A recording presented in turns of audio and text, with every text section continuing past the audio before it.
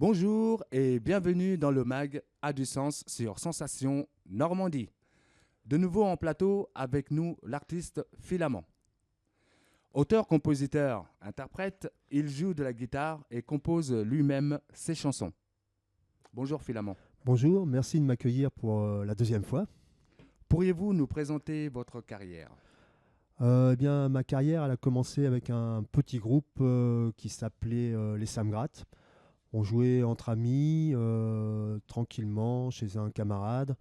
Donc plutôt de la guitare, d'où le nom les Samgrates. Voilà. Et puis un bassiste est arrivé. Et donc ça a permis d'avoir un groupe un peu plus, voilà, un peu plus groupe en fait. Et au départ, on faisait que de la musique en fait. Donc, au bout d'un moment, j'ai proposé de pouvoir chanter. Et donc, Pascal, qui faisait partie du groupe, a commencé à chanter. Moi, j'ai chanté un petit peu. On a commencé à composer des morceaux. Donc, l'idée, c'était de composer nous-mêmes nos morceaux, c'est-à-dire de faire quelque chose d'original, dans la mesure du possible, évidemment, avec nos différentes influences. Donc on a commencé à composer quelques morceaux, Tourne en rond, Ce monde est fou, qui ont bien plu quand on a eu l'occasion de les jouer. Alors au départ on jouait dans les fêtes familiales, on prenait nos guitares et puis on s'exprimait de façon très... voilà, on se laissait aller à jouer nos morceaux tranquillement et puis les gens avaient l'air d'apprécier, donc ça nous a encouragés à continuer. Et puis au bout d'un moment, on a eu envie de faire un petit peu plus, donc on a décidé d'enregistrer. Alors au début, on enregistrait avec les radiocassettes. Ça date, hein. On enregistrait avec les radiocassettes. On avait souvent du souffle sur nos appareils. Bon, c'était voilà, mais ça nous permettait d'avoir une marque voilà. On savait qu'on avait fait ces morceaux-là, on retrouvait nos morceaux après, et ça nous permettait d'avoir une marque. Et puis après, on a eu envie d'aller un petit peu plus loin dans l'enregistrement. Donc on a commencé à acheter un petit peu plus de matériel. On a acheté un home studio qui nous a permis après de pouvoir enregistrer donc là sur CD et de pouvoir le proposer et de le faire écouter à d'autres personnes que l'entourage familial en fait. Et là, on a commencé à jouer dans les fêtes de la musique parce que c'est plus facile, c'est des moments festifs. Et ça correspondait à notre façon voilà, de faire les choses. Et puis après, on l'a proposé dans quelques bars. Et puis on a évolué comme ça. Jusqu'au moment où les Samgrats se sont arrêtés du fait que quelqu'un, puisque c'était un nom qui était relativement connu, il y avait plus de 50 Samgrats apparemment en France, mais on n'était pas au courant. Et il y a un des Samgrats qui nous a pris la tête, comme quoi c'était son nom, tout ça. Donc on a décidé de changer de nom en fait.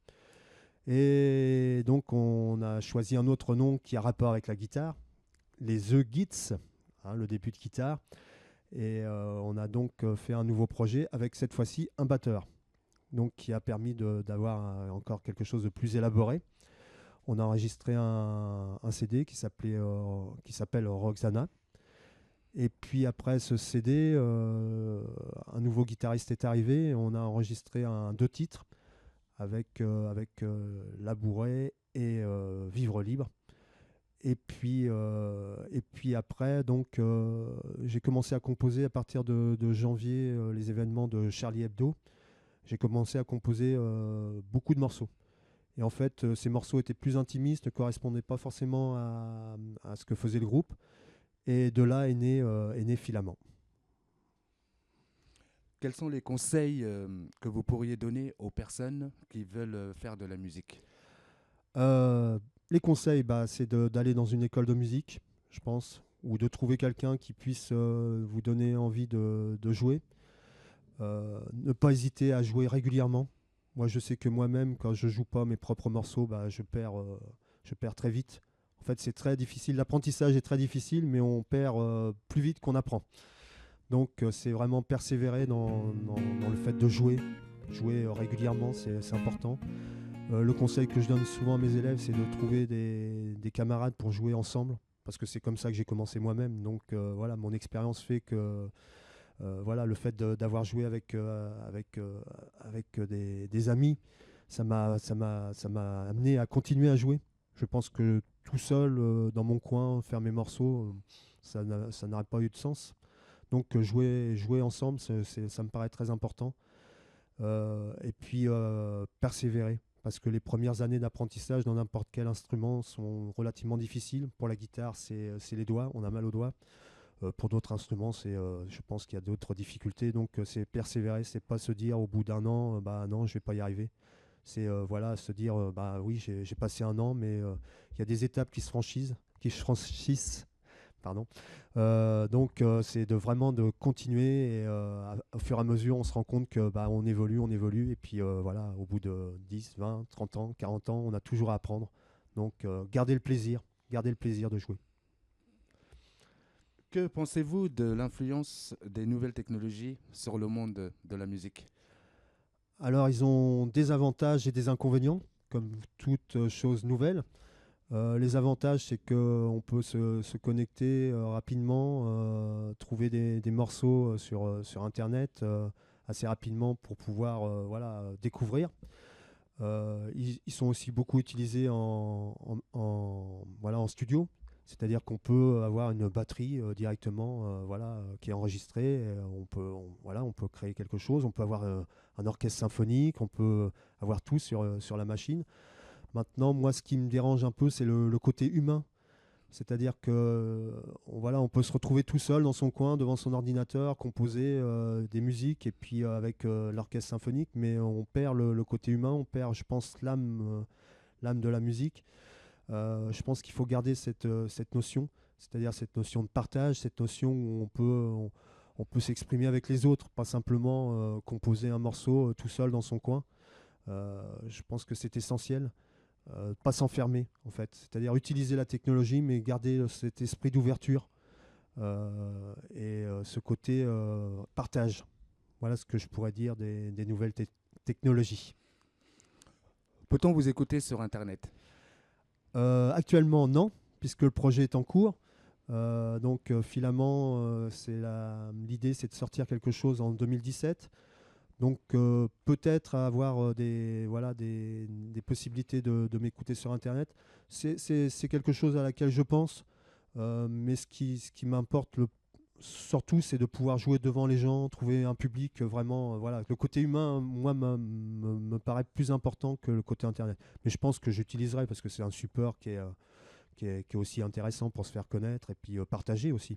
Voilà, savoir si les gens apprécient ma musique, mes compositions. Vos prochaines dates de concert et où? Alors, j'ai déjà eu l'occasion de jouer dans différents lieux. J'ai joué le 14 octobre au Détroit, à Saint-Pierre-les-Fleurs. Donc là, j'ai pu rencontrer un public. Ça s'est passé plutôt bien. On a passé un bon moment. Le public avait l'air ravi des morceaux que je leur ai proposés, aussi bien dans le côté festif que dans le côté plus intimiste, puisque j'ai différentes palettes à ma musique. Donc c'était plutôt un bon moment.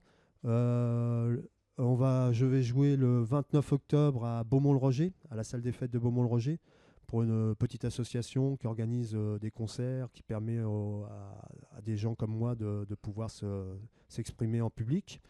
Et puis je vais jouer aussi le vendredi 2 décembre au Rinato. C'est un petit bar à Louviers qui propose justement à des gens comme moi de pouvoir s'exprimer, de pouvoir trouver un public dans une ambiance plutôt sympathique où les gens vont pouvoir venir manger, boire un coup et puis écouter de la musique. Voilà les différentes dates. Filament, merci d'être venu sur notre plateau. Ben, de rien, c'est moi qui vous remercie. Retrouvez ce mag en podcast sur radiosensation.fr et sur notre chaîne YouTube. Pour parler de votre actualité musicale, contactez-nous au adu-du6 sens@sensation avec un s.fr. Retrouvons-nous le mois prochain pour un nouveau mag à du sens sur Sensation Normandie.